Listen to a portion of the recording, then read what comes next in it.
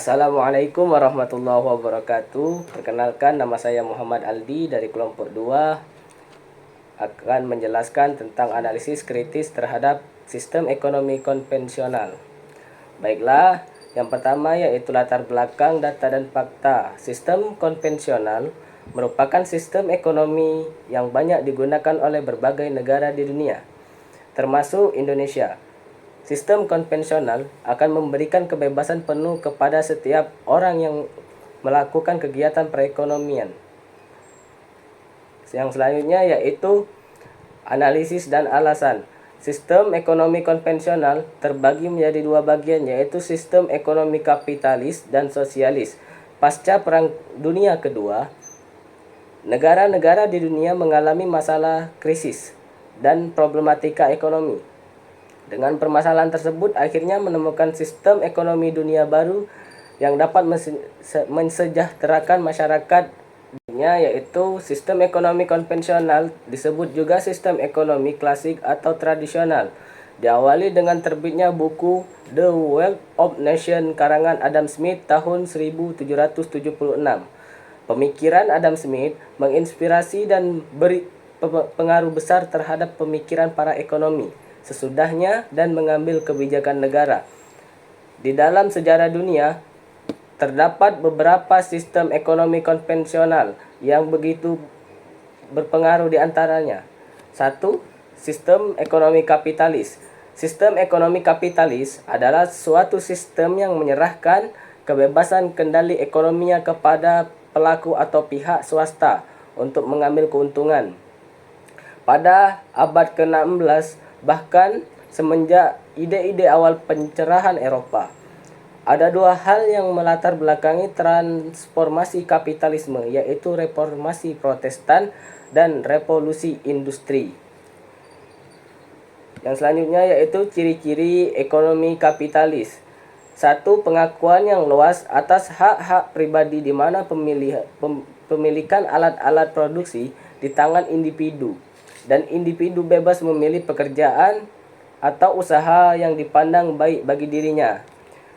2. Perekonomian diatur oleh mekanisme pasar, di mana pasar berfungsi memberikan sinyal kepada produsen dan konsumen dalam bentuk-bentuk harga.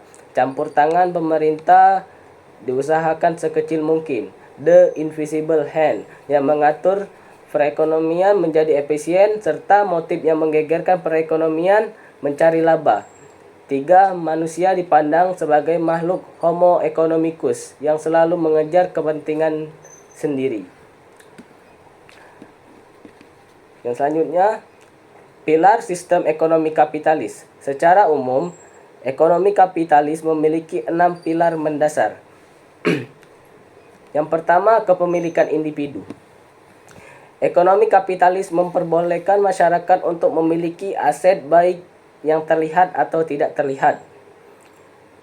B. Self-interest atau kepentingan pribadi. Masyarakat bergerak untuk mengejar kepentingan individu tanpa ada tekanan untuk berbuat sesuatu kepentingan sosial. C. Persaingan bebas. Produsen bebas keluar masuk pasar persaingan. D. Mekanisme pasar. Harga ditentukan oleh mekanisme pasar.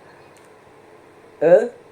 Bebas dalam menentukan pilihan, choice, untuk konsumsi atau produksi ataupun investasi. F. Peran pemerintah terbatas untuk melindungi hak privat warganya. B. Kritik terhadap sistem ekonomi kapitalis. Kritik yang akan disampaikan menyangkut pandangan tentang dasar-dasar sistem ekonomi kapitalis antara lain. 1. Kritik terhadap kelangkaan sebagai problematika ekonomi. Pandangan sistem kapitalis yang menyamakan antara pengertian kebutuhan, need, dengan keinginan, want, adalah tidak tepat dan tidak sesuai dengan fakta. Keinginan, want, manusia memang tidak terbatas dan cenderung untuk terus bertambah dari waktu ke waktu. Sementara kebutuhan manusia terdiri dari kebutuhan pokok dan kebutuhan yang sifatnya pelengkap, yaitu kebutuhan sekunder dan tersier. Yang kedua, kritik tentang konsep nilai, value. Pandangan para ahli ekonomi kapitalis yang menyatakan bahwa nilai guna, value in use, suatu barang dan jasa sangat tergantung dengan masing-masing individu dan bersifat sangat subjektif, telah membawa konsekuensi bahwa sistem ekonomi kapitalis menganggap nilai barang dan jasa sebagai sesuatu yang nisbi, relatif, bukan hakiki. 3. Kritik harga dan peranannya dalam produksi, konsumsi, dan distribusi.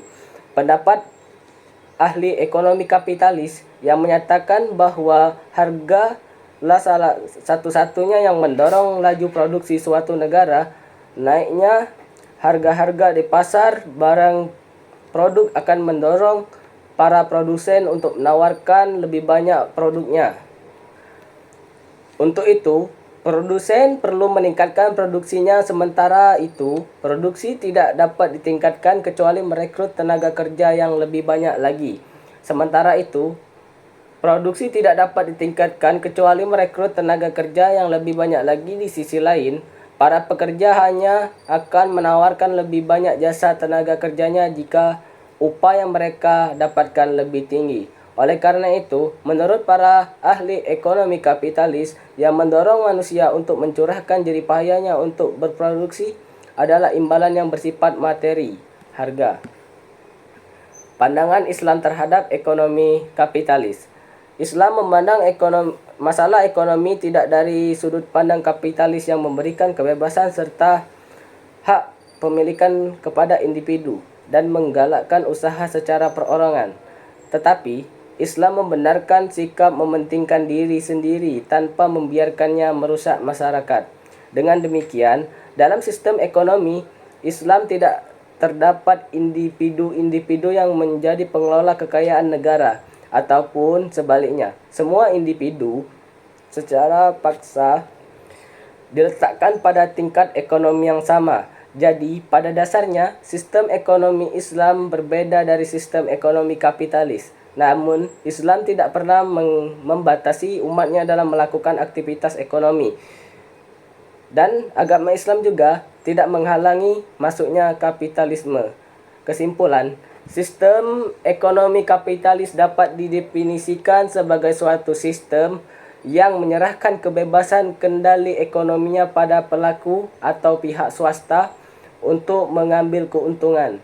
Pilar sistem ekonomi kapitalis yaitu 1. Kepemilikan individu, B. Self-interest atau kepentingan pribadi, C. Persaingan bebas, D. Mekanisme pasar, E. Bebas dalam menentukan pilihan, choice, F. Peran pemerintah terbatas untuk melindungi hak privat warganya. Kritik terhadap ekonomi kapitalis terdiri dari 1. Kritik terhadap kelangkaan sebagai problematika ekonomi, 2. Kritik terhadap tentang konsep nilai, value. 3. Kritik harga dan peranannya dalam produksi, konsumsi, dan distribusi. Adapun pandangan Islam terhadap ekonomi kapitalis, yaitu sistem ekonomi Islam berbeda dari sistem ekonomi kapitalis. Namun, Islam tidak pernah membatasi umatnya dalam melakukan aktivitas ekonomi, dan agama Islam juga tidak menghalangi masuknya kapitalis. Sekian penjelasan dari saya. Lebih dan kurang saya mohon maaf. Kepada Allah saya mohon ampun. Billahi taufik wal hidayah. Wassalamualaikum warahmatullahi wabarakatuh.